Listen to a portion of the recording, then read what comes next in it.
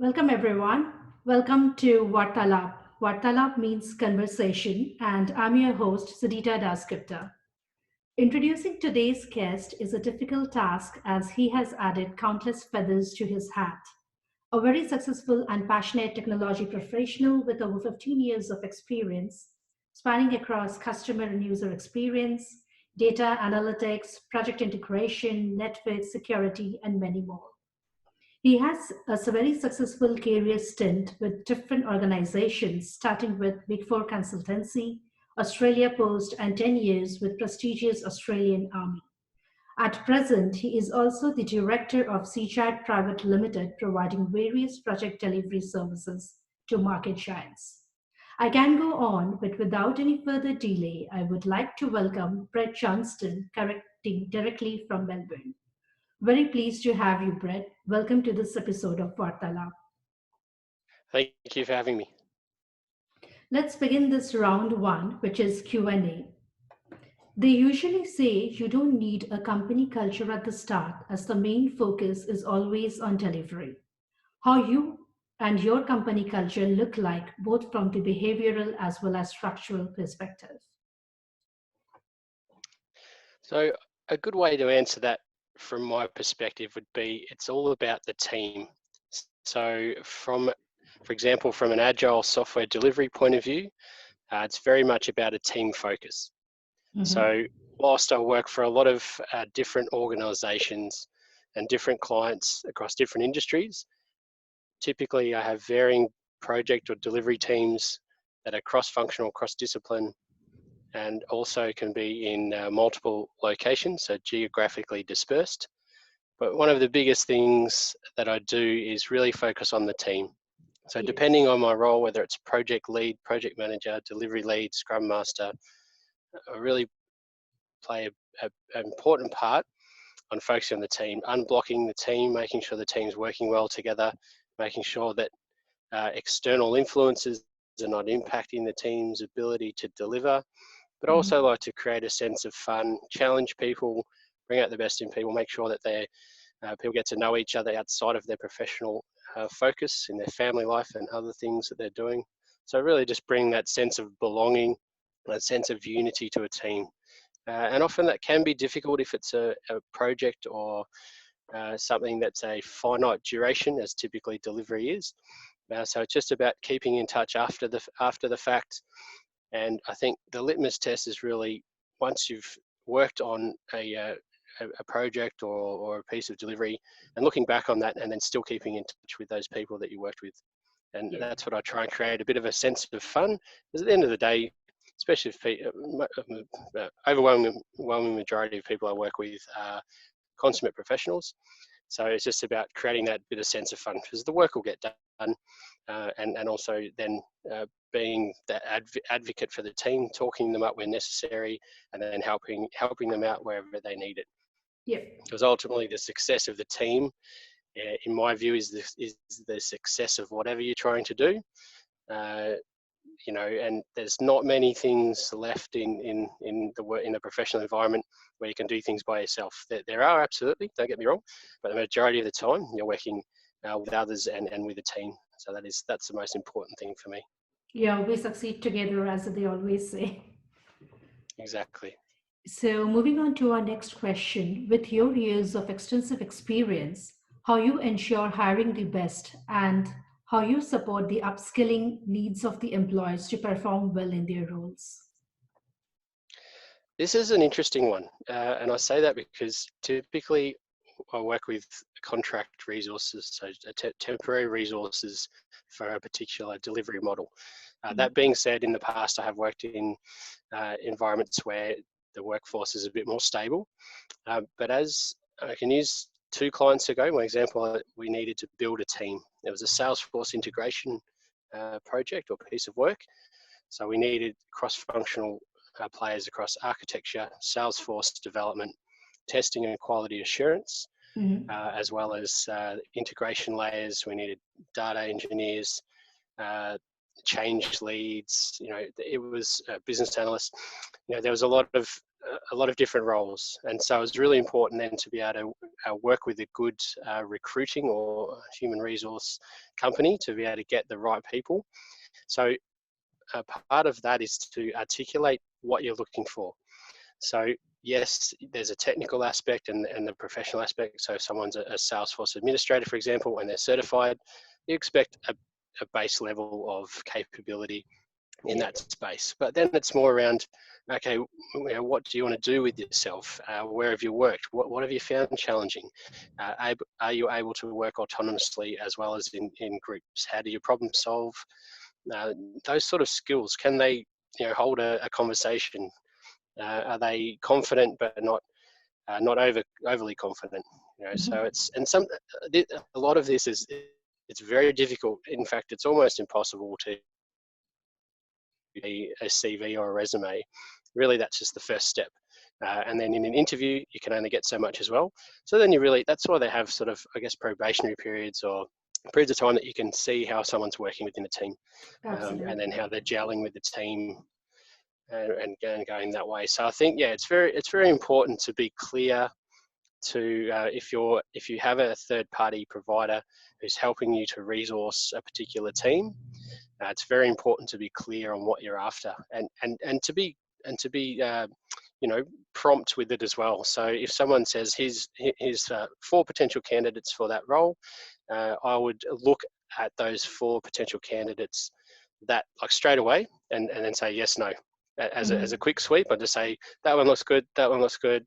Let's get these people in for a conversation, and we would meet them face to face, and often have at least 2 discussions. So I'd have a high level team culture type discussion, and then I'd get one, like either, for example, the architect or the test lead or a couple of other folks in the team, to then chat to them more about their technical abilities, etc. So, Yeah. and then it would be based on their decision. Like if they gave me the thumbs up, and then I gave a thumbs up as well, then it'd be a collaborative decision. So I try and, wherever possible, try and get multiple people to be part of the decision. But as I said, Mhm.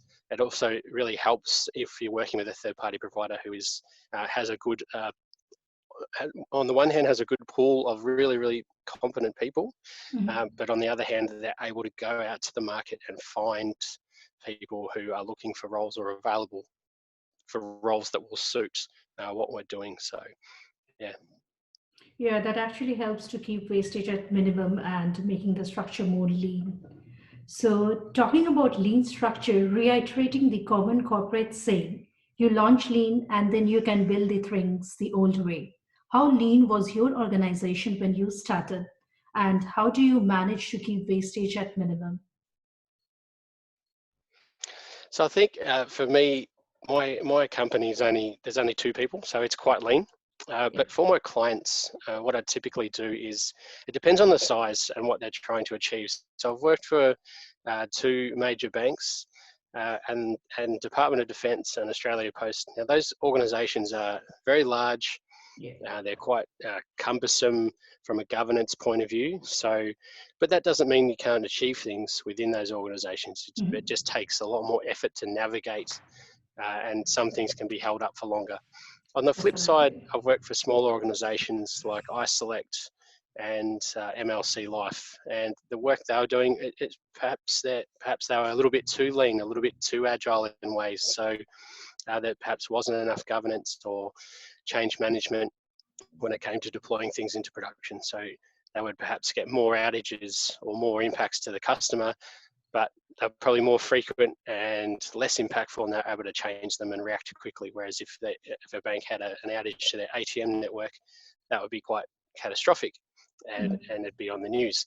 So I think but in saying that, the larger organizations that I did work with, were certain areas within those organizations were looking at things like DevOps and Agile and other methodologies to try and speed up their processes. And Mhm. sometimes it was the case of the old world clashing with the new. For Yeah. example, I was working on a project where we had a continuous delivery, continuous integration piece where we could deploy all the way up to the pre-production environment uh, very quickly, and just literally by running a script through running the automated process through the pipeline.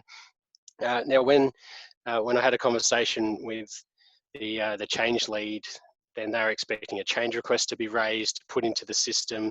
It was a cumbersome process, and I said, no, we just click a button and it just all goes through to pre-prod. No one needs to touch it or approve it or do anything, and they just it was like chalk and cheese. So I think it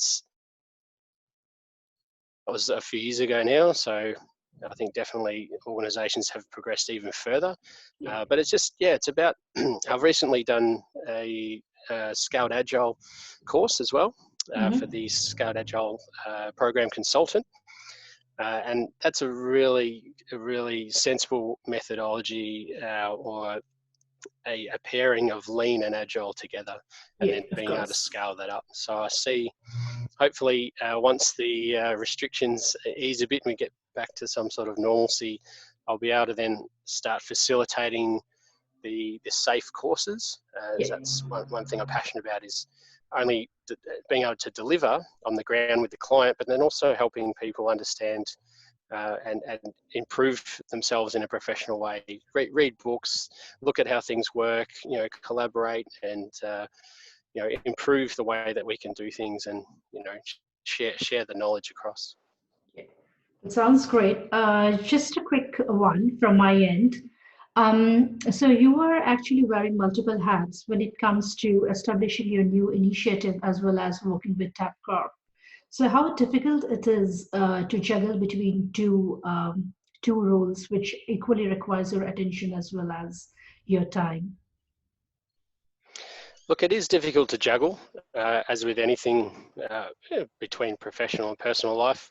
I think it's about discipline, having some personal discipline. So I have done a lot of academic study in the past, most of it prior to my kids arriving. But now they're at the stage that they're in high school, secondary school, and they're quite autonomous with their learning. So, but I think, as I said, it's about that personal discipline.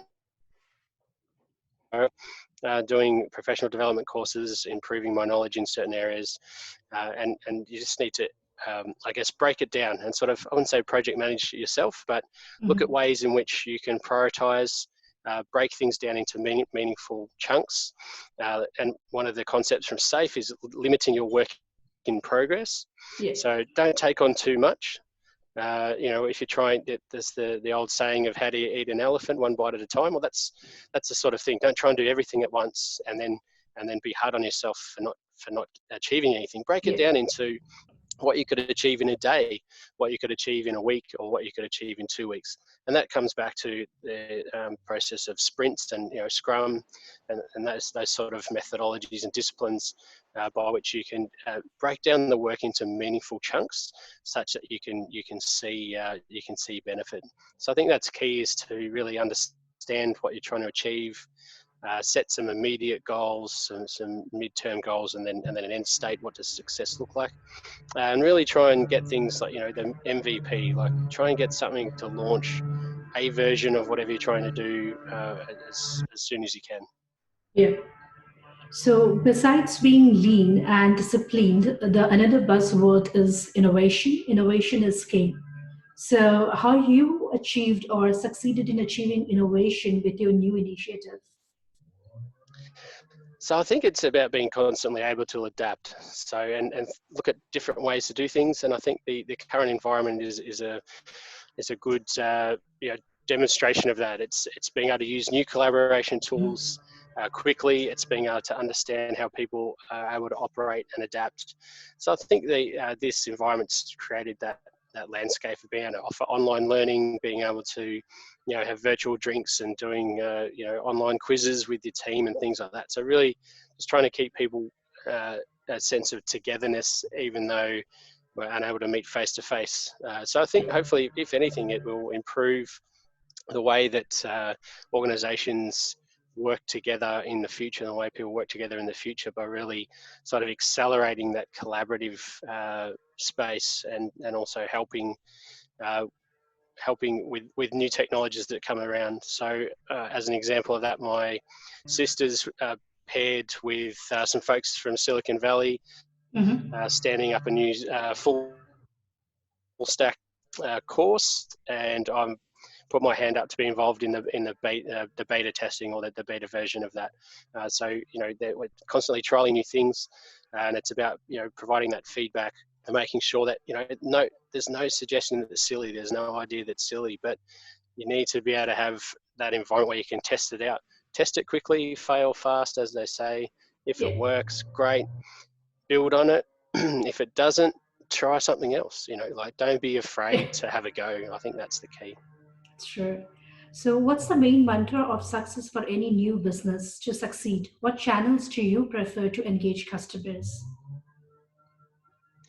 I think, look, success, it can be measured in many different ways. So I think firstly having an idea of what success looks like in Hmm. anything you do is quite important, because if you don't set that benchmark, then you don't really know if you have succeeded or Of otherwise. course. So I think that's important to set the benchmark, give yourself some measures, even if they're just fairly high level or simple initially, Hmm. and then it's really then being able to engage the organisation. So I find sometimes directly engaging organisations and clients is worthwhile.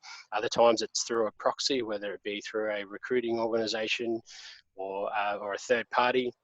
And Hmm. also professional forums are important as well. So there's a lot of weight put in professional development. Yeah. I'll put behind it in professional organisations, whether it be certifications or just being active in the industry. It's networking is really, really important. And it's Yes. not just about having as many contacts as you can on LinkedIn. What I mean is having genuine contacts and being able to have a conversation with people.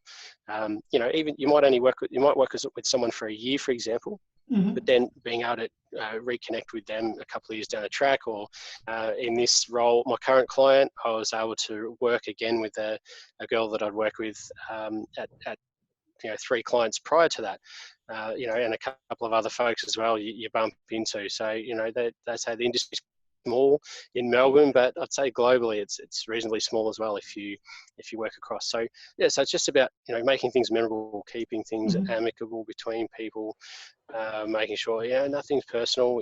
Everyone's there to get a job done and get a good outcome for the client, or in Yeah. fact to really succeed in their role for the company and providing good products or services to customers. So yeah, so I think there's many different channels by which you can do. I think you need to engage clients and organisations in the Hmm. ways that they ask as well. And then if you're able to contact them in any other way that they may not be aware of, then that's a win as well. There's something else that they could possibly look at. So Definitely. So let's move on to round two, which is cat out of the hat, where answers will be in the form of single word, clearing the cloud around various industry myths or assumptions. So, shall we? sure. Here comes the first one. They say with startups in the beginning, you have to work a lot, never sleep, and feel miserable all the time. Do you face something similar? Now, look, I think work-life balance is really important, and even more so whilst we're working remotely. I think it was Bloomberg. There was something in the news I read about some survey they did indicating that people are working on average an extra 3 hours per day. So an 8-hour day is turned into an 11-hour day. And there's been a lot on LinkedIn and other platforms around finding the balance. And typically, I think startups have a bit of you know, a work all day and never sleep kind of persona or perception, just because there's not as many people. So you find you might be wearing 2, 3, 5 hats, Mhm. and especially if there's only a couple of people working on it, you want to push yourself to get the success Yeah. and to build it up.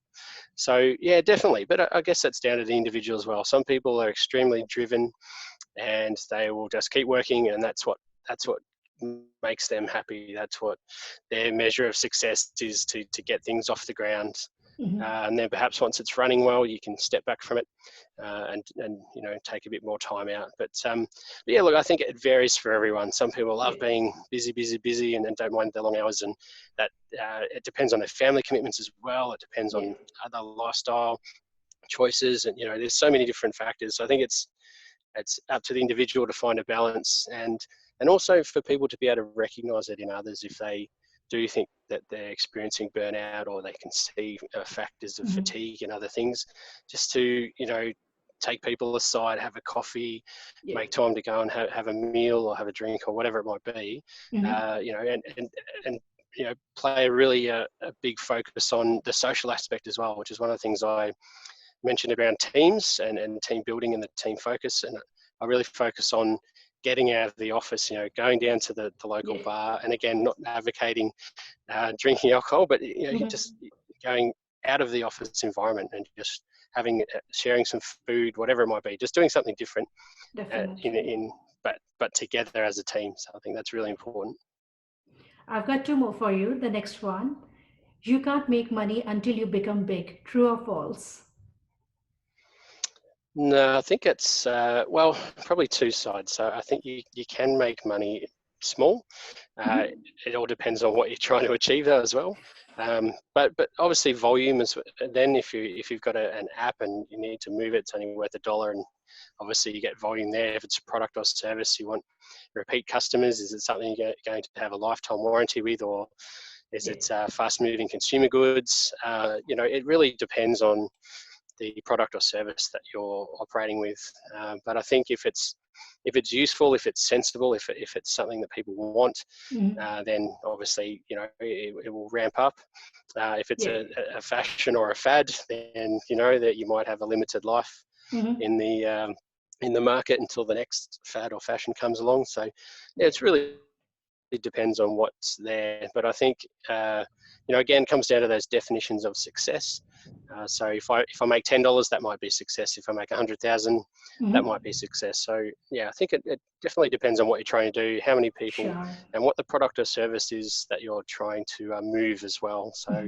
yeah, I think there's pros and cons. I think some organisations, they get too big, they get too unwieldy, they might start to diverge into different channels and different industries, and then almost become unrecognisable. I remember doing some studies in the past, looking at case Mm-hmm. studies about organisations that started as one thing and pivoted and shifted and ended up being totally unrecognisable Sure. in different sectors and industries. Some with success, others not so much. So they've had to Yeah. then divest, get rid of those other sort of business areas that they're perhaps not experts in, and just Mm-hmm. look at what their. It all comes down to corporate strategy, what your vision, mission is, and those sort of things for those organisations. So we are almost there with time. So one last Mhm. question. Entrepreneurs Yep. need to be jack of all trades, is that true? Well, I think it's sensible to enhance your toolkit. I like to use the analogy of a toolkit. So if you've got a bunch of tools at your disposal, and then you can always add to that toolkit. So you might be a tester by trade, you might be an electrician, whether it's Mm-hmm. between software or trades, but let's use software. You could be a tester, you could be a business analyst, you might be a Python programmer or something like that. But I think and that could be the toolbox, for example. You might be a developer or an software engineer, and then you add different languages to that toolkit through the time. So, but I Mm-hmm. think the importance of soft skills is really, really important as well, in terms of, as I said, about being able to relate to people. Yeah. Stakeholder management is key.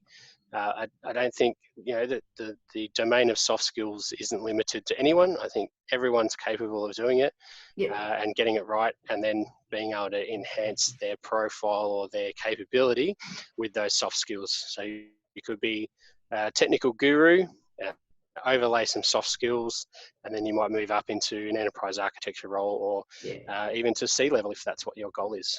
So I think, don't limit yourself, don't get pigeonholed, and be comfortable to fail at things first. If you're not quite sure of it, just have a go. Mhm.